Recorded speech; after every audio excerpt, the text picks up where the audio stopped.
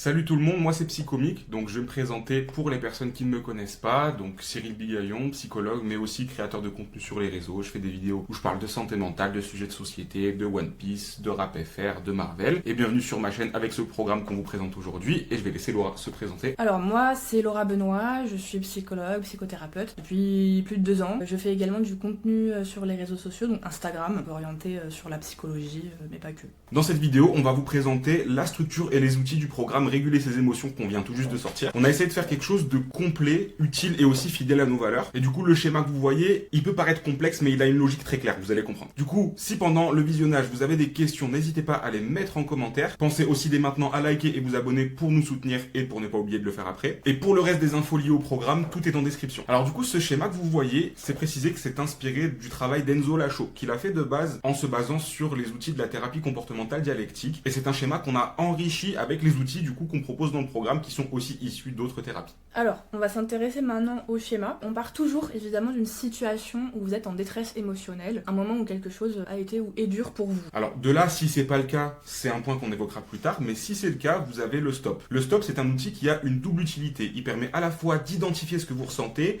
et aussi il permet de différer une action, de mettre un moment de pause à un moment où vous êtes en état d'alerte ou en état d'urgence. C'est un moment où vous pouvez prendre conscience qu'il est en train de se passer quelque chose émotionnellement. Et c'est vrai que quand on n'arrive pas à prendre ce moment-là, quand on n'a pas d'outils pour le faire, il peut manquer des informations pour les étapes suivantes. Donc voilà, on cherche vraiment à créer cette pause mentale pour pouvoir ensuite aborder le reste de façon plus lucide. Ok, maintenant imaginons que vous avez fait votre stop et que malgré tout vous ne savez toujours pas ce que vous ressentez. Alors il est probable que vous soyez dissocié, pas que, ça peut aussi être ce qu'on appelle de l'alexithymie ou alors une surstimulation qui fait que vous avez du mal à identifier les émotions que vous avez sur l'instant présent. Du coup dans ces cas-là on va utiliser des outils corporels, donc comme par exemple le TER que vous retrouvez dans le programme. Donc T pour température, E pour exercice physique et R pour respiration et relaxation. Avec ces deux catégories d'outils, l'ancrage qui consiste souvent en des techniques sensorielles, en des techniques corporelles, il y a un objectif, c'est de revenir au corps. Parce que revenir au corps, c'est ce qui permet ensuite de revenir aux émotions. Et pourquoi revenir aux émotions? Parce que l'étape suivante, ça va être le fait de pouvoir nommer ses émotions et d'avoir une pleine conscience des émotions. Quand on dit pleine conscience, c'est à distinguer de la méditation. Quand on dit pleine conscience des émotions, c'est pas forcément méditer pendant 5 minutes. C'est surtout un exercice d'observation pour observer ce qui se passe en vous. L'objectif de la pleine conscience, ça va être d'identifier, de nommer et d'évaluer ce que vous ressentez à l'instant T. On peut utiliser une échelle allant de 0 à 10 pour ce qui va être de l'intensité émotionnelle, donc 0 étant aucune émotion, 10 étant le plus haut niveau d'intensité émotionnelle ressentie. L'étape suivante du schéma, elle implique de savoir si on est en crise ou pas, donc à un niveau d'émotion qui est à 7 sur 10 ou plus. Dans le doute, si vous n'êtes pas sûr,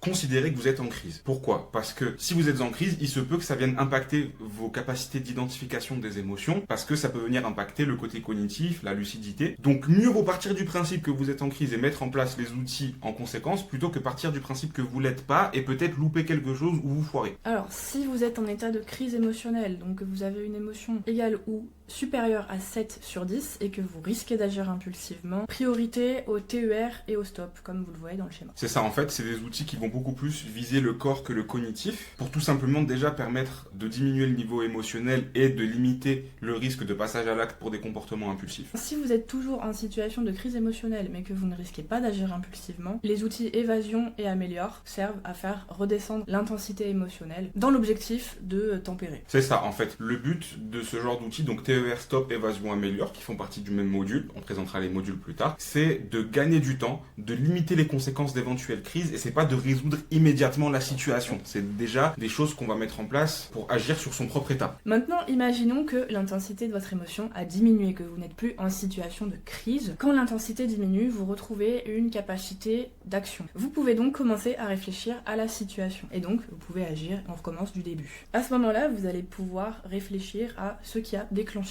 l'émotion. Une fois que vous avez identifié les déclencheurs justement de cette émotion, vous allez vérifier les faits. Vérifier les faits, c'est quoi? C'est vérifier si votre émotion est cohérente avec les faits et ou votre objectif. Si votre émotion n'est pas cohérente avec les faits ou votre objectif, vous allez agir à l'opposé. Agir à l'opposé de l'émotion, c'est quoi? C'est en fait faire une exposition. Alors l'exposition, elle va servir à quoi? Elle va faire en sorte que soit vous puissiez diminuer l'émotion dans la situation, ou alors faire en sorte de pouvoir mieux la tolérer, ou les deux. Maintenant, on a vu aussi que les l'évitement pouvait être utile, notamment dans évasion et améliore qu'on a vu juste avant. En fait, évasion correspond à de l'évitement fonctionnel, ce qu'on va appeler de l'évitement fonctionnel, parce que vous êtes dans une intensité émotionnelle telle que vous ne pouvez pas vous exposer à une émotion de cette intensité. Maintenant, imaginons que votre émotion soit cohérente avec les faits ou votre objectif. À ce moment-là, vous allez résoudre le problème par la résolution de problème. Parce qu'effectivement, dans ce cas de figure, et vous le verrez dans le programme, on part du principe que l'émotion envoie une sorte de message signalant un problème en particulier. La première question que ça amène, c'est est-ce que ce problème est interpersonnel, c'est-à-dire est-ce que ce problème implique quelqu'un d'autre. Du coup, dans le cas où le problème n'est pas interpersonnel, c'est-à-dire que c'est plutôt un problème, par exemple, administratif, ou bien un problème factuel qui ne dépend pas d'une autre personne, on va chercher une solution via les outils justement de résolution de problème. Si il n'y a pas de possibilité immédiate de pouvoir résoudre la situation, on va aller vers l'acceptation provisoire qu'on vous présentera un peu plus tard. Dans le cas où le problème est effectivement interpersonnel, on va passer à un outil qui s'appelle définir son objectif. Parce qu'il y a plusieurs objectifs qui sont possibles dans une interaction, et ça nous mène à 3 outils vrais qui permet entre autres de pouvoir poser ses limites et affirmer ses valeurs, l'outil ABEC qui permet de nourrir une relation et d'entretenir des liens, et l'outil DIRMEN qui va consister en une méthode structurée pour faire une demande à une personne. Chose importante à préciser, ces outils que je viens de citer ne sont pas adaptés s'il y a de la violence en face. Comment savoir s'il y a de la violence ou pas, on précisera aussi dans le programme. Et ce ne sont pas non plus des outils de manipulation qui ont pour but d'aller briser le consentement d'une autre personne. Et du coup, dans le cas où ça ne marche pas, ou bien dans le cas où la personne en face est violente ou manipulatrice, on revient vers l'acceptation provisoire, que Laura va vous présenter de suite. Alors, l'acceptation provisoire, donc déjà comme son nom l'indique, elle est provisoire, le but c'est de pouvoir aller vers du changement à un moment ou à un autre. En tout cas, ce qui est important à comprendre, c'est que l'acceptation provisoire, ça n'est pas accepter les faits, ça n'est pas accepter l'injustice, mais c'est accepter de ressentir ce qu'on ressent, donc les émotions, les sensations physiques, nos pensées, vis-à-vis de la situation injuste. Accepter, ce n'est pas se résigner, accepter, ce n'est pas cautionner, accepter, ce n'est pas tolérer. En l'occurrence, ici, c'est temporaire et le but, c'est que ça soit accompagné d'une recherche d'aide extérieure pour pouvoir avancer sur le problème. C'est vraiment pour les situations où on peut pas agir sur le moment ou bien où on peut pas agir seul, mais du coup, nos positions sur la santé mentale font que ce serait trop frustrant et ce serait trop bridant de s'arrêter juste à de l'acceptation qu'on peut appeler radicale, qui peut se trouver dans la TCD et après laquelle il y a rien de plus. Non, là, on se dit toujours qu'il peut y avoir un avenir derrière. Donc là, on est arrivé en bas du schéma. On va revenir du coup vers notre petite case en haut à droite, donc ABC Santé Objectif Smart, qui est pour les moments où vous ne vous sentez pas particulièrement en détresse émotionnelle. Cette partie, ça consiste en des actions du quotidien qui font du bien. Donc ça peut être des activités plaisantes, des activités où vous agissez dans le sens de vos valeurs. Et le but, c'est de pouvoir maintenir ces habitudes de façon durable dans le temps. Et au final, on se retrouve soit sur un changement de la situation et des habitudes, à l'aide de la résolution de problèmes ou à l'aide des outils relationnels, soit vers de l'acceptation provisoire, le temps d'aller vers du changement. Changement qui lui-même consistera en de la résolution de problèmes et ainsi de suite. Le but, c'est de pouvoir toujours avancer d'une façon ou d'une autre, seul ou accompagné. Si on résume maintenant par module, donc dans le module 1, donc, qui est la compréhension des émotions, vous avez les outils nommer les émotions, la pleine conscience des émotions et les déclencheurs des émotions dans le schéma. Pour ce qui est du module 2, donc réguler ses émotions en situation de crise, vous retrouvez le stop, le TER ainsi que évasion et améliore. Pour ce qui est du module 3, donc réguler ses émotions au quotidien, vous allez retrouver vérifier les faits, agir à l'opposé, la résolution de problèmes ainsi que la régulation émotionnelle préventive, donc ABC, objectif SMART. Et enfin dans le module 4 qui est réguler ses émotions en situation sociale, vous allez retrouver définir son objectif en situation sociale, les outils vrais avec DIRMAN, ainsi que l'acceptation provisoire. Voilà, je pense qu'on a fait le tour pour ce qui est du schéma récapitulatif. Il faut savoir qu'aucun outil ne fonctionne instantanément, voilà, ça demande de la répétition. C'est normal que ça soit difficile au début du coup, c'est pas forcément toujours instinctif dès le départ. On reprécise aussi que même si ce sont des outils qui sont présentés dans une certaine structure et qui sont assez standards, ils peuvent ne pas être applicables pour tout le monde ou bien pas dans les mêmes conditions pour tout le monde. Si c'est le cas, n'oubliez pas de vous rapprocher de professionnels pour des consultations individuelles. Et sur ce, on vous remercie pour votre confiance et pour votre écoute déjà pour cette vidéo. Si vous avez suivi cette vidéo en fin de programme, bravo à vous d'être allé